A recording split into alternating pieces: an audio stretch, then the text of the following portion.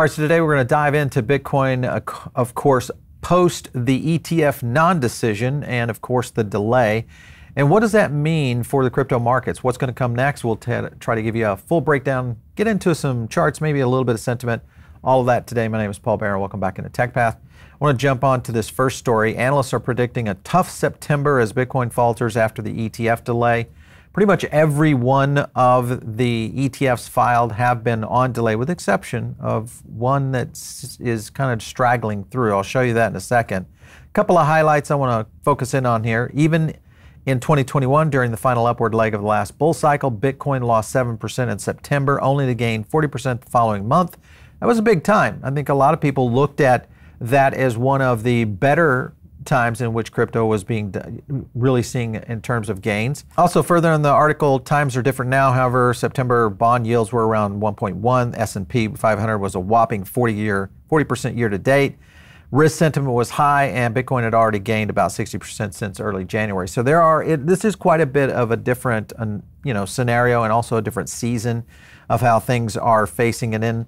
Now we've got markets currently priced in at 93% probability that the Fed is going to opt for another pause and keep interest rates where they are. So again, no real reversal here. And many people also kind of look at this and say, well, if we continue to see job numbers spiking down, especially in the adjustment going into the fall, could we see another hike? Last couple of points here. Fed will lean hawkish.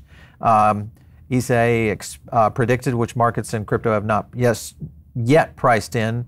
And then true, the Fed could be encouraged to change its strategy in case of an urgent need, which in case would be back to money printing days of 2021. I don't know that there's anything outside of a war that would really push us in this direction, unless we saw just catastrophic CRE, commercial real estate, and jobs causing major impact on the U.S. economy, possibly affecting some scenarios that would play out from a macro standpoint that would maybe push us into that. I think that's what the Fed would have to have in place to make that happen. Now, when you look at sentiment, even with the ETF, back here on the 29th, today obviously being the first, we haven't printed out, but obviously it will be negative.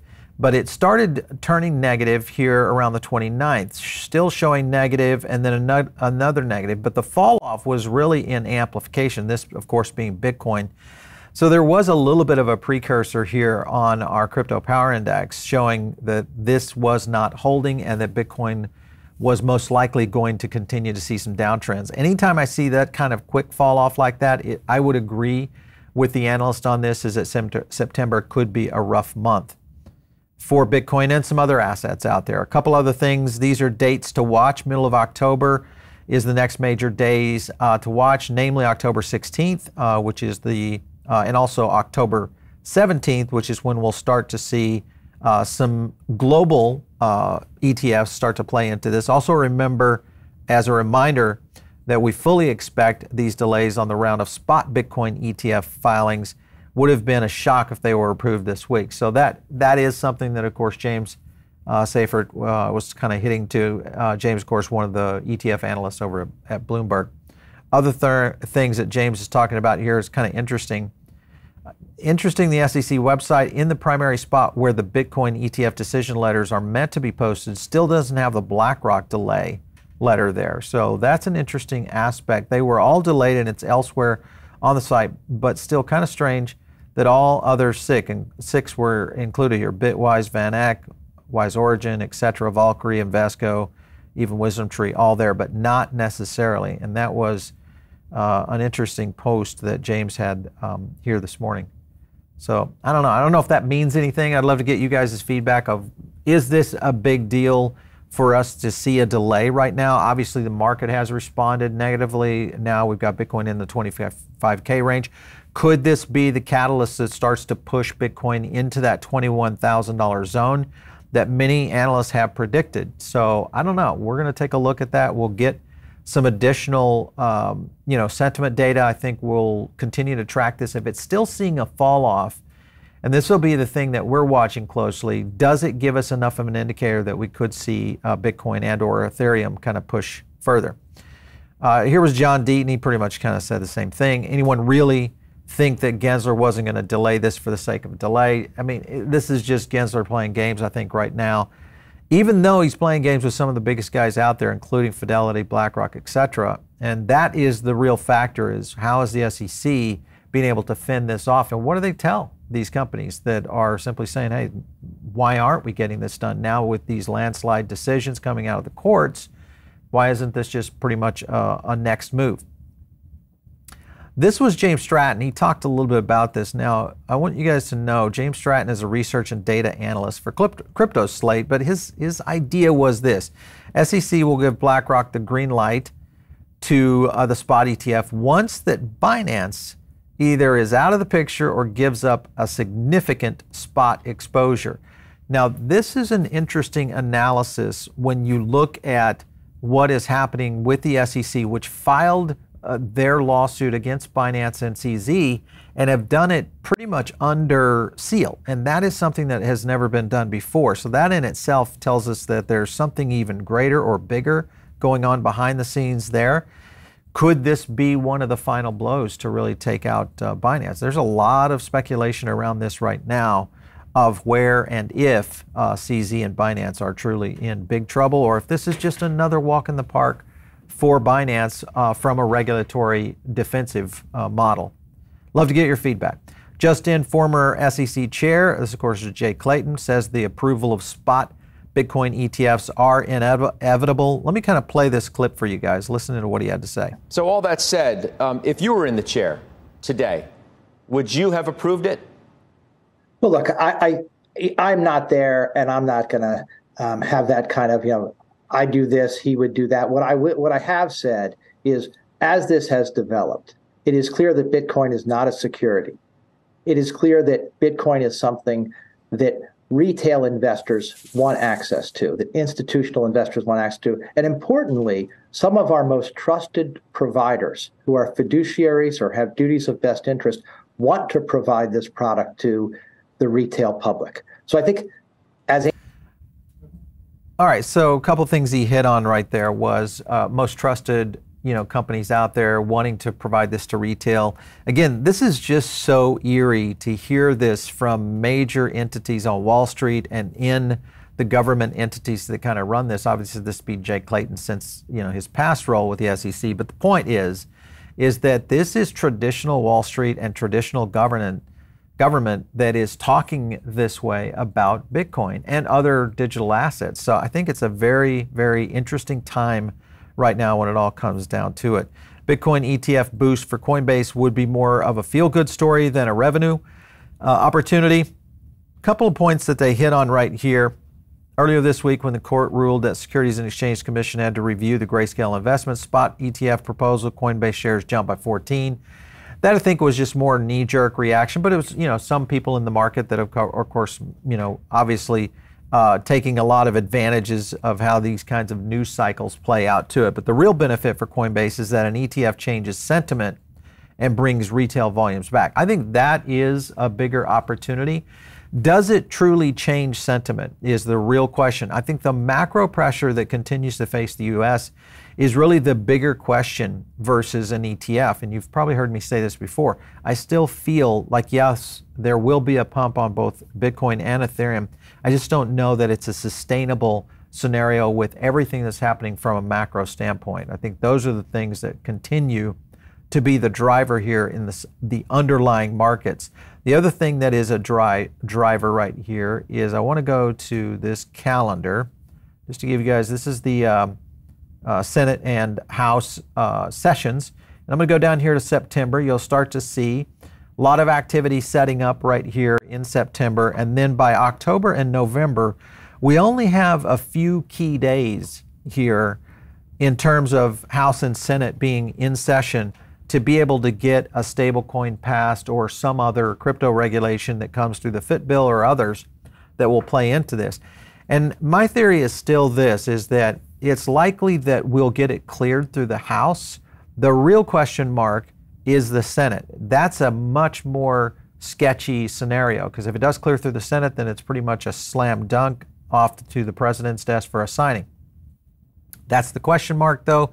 Does it get cleared through Senate? So we're going to be watching a lot of that as we start to see some things line up. Here's Kristen Smith, the president of the Blockchain Association. The congressional calendar also taking shape, one to watch, September 14th. This is the CBDC in the House Financial Services Digital Assets Subcommittee.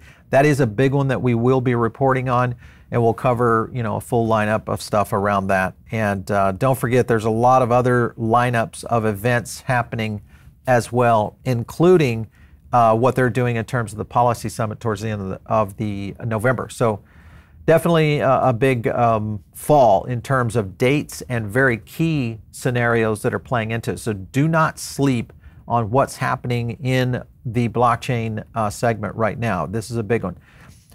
Gary Gensler will testify before U.S. Senate and Banking Committee on September 12th. He'll also be there on September 27th in front of the House Financial Services Committee. These are going to be very interesting conversations. We'll bring those to you because this will be a beautiful clip parade, I'm sure of it.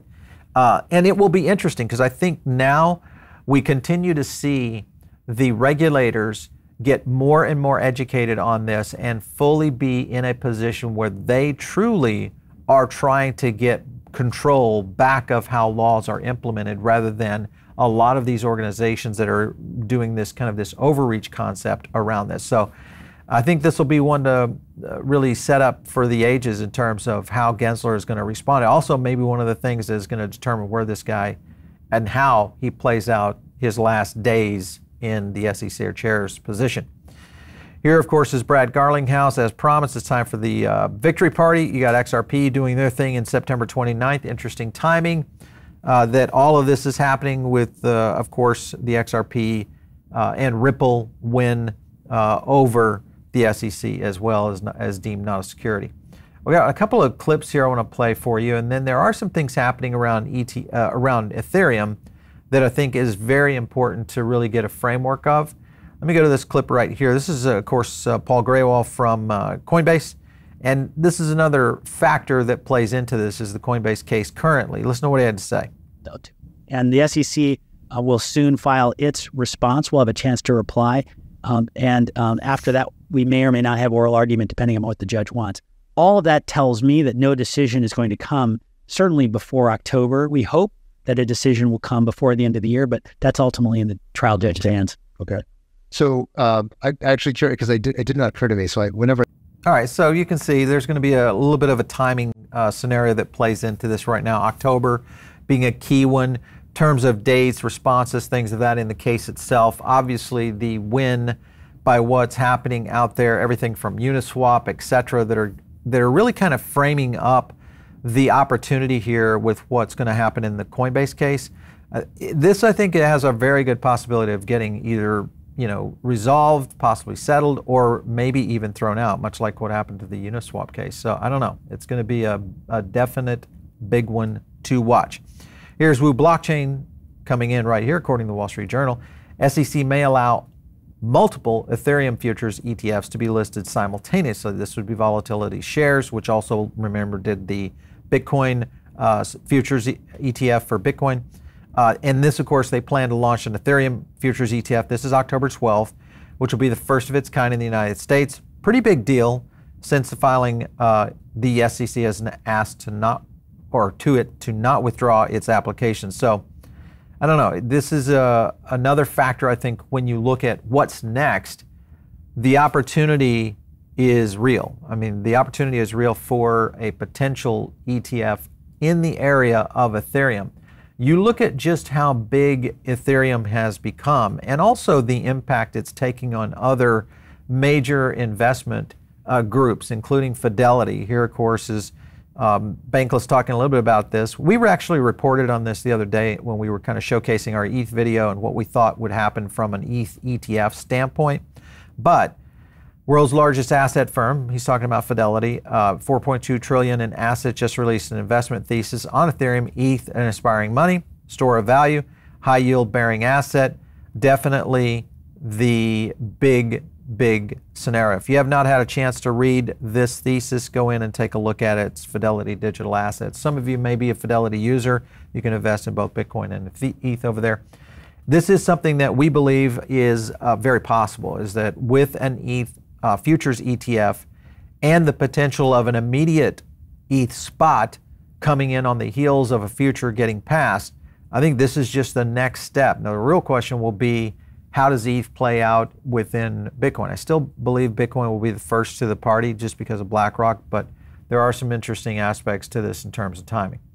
Another thing that's happening right now, Chinese court says that cryptocurrencies are now legal property in China.